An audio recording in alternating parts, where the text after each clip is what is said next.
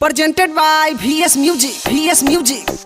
तोहर शादी के पलेट कोइले भाटे पगलेट रोजे देखे नी फेसबुक पर चालू के इंटरनेट रोजे देखे नी फेसबुक पर चालू के इंटरनेट कब झलकता रे कब फलकता रे 52 गज के लाली सरिया से कमरिया झलके रे 52 गज के लाली सरिया में कमरिया झलके रे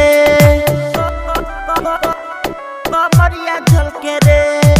52 गज के लाली सरिया में कमरिया झलके रे 52 गज के लाली सरिया में कमरिया झलके रे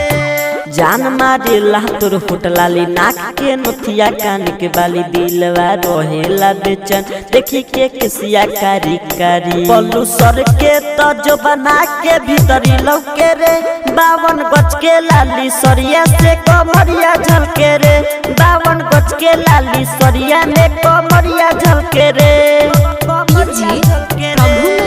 presented by VS Music। 52 गज के लाली सरिया में कमरिया झलके रे जब चले लू तू गोरी पहिर के हरियर हाथ में चूड़ी मानवा रहेला बेचैन देखी के होटवा के हेलाल जब हंसेलू दिलवा के भीतरी छौके रे 52 गज के लाली सरिया से कमरिया झलके रे 52 गज के लाली सरिया में कमरिया झलके रे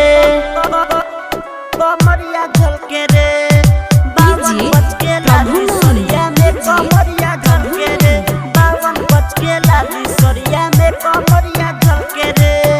नीतेश भइल बारे दीवाना तू देखले ऐसन सिस्टम कबो देखलस नहीं रमेश लुकेश पंकज विक्रम जैसन गेहूं के बोझा जैसन तोर जवानी झलके रे 52 गज के लाली सरिया से कमरिया झलके रे 52 गज के लाली सरिया में कमरिया झलके रे तोहर शादी के पलेट कोइले भावे पगलेट रोजे देखे नी फेसबुक पर चालू के इंटरनेट रोजे देखे नी फेसबुक पर चालू के इंटरनेट कब झलकता रे कब फलकता रे 52 गज के लाली सरिया से कमरिया झलके रे 52 गज के लाली सरिया में कमरिया झलके रे।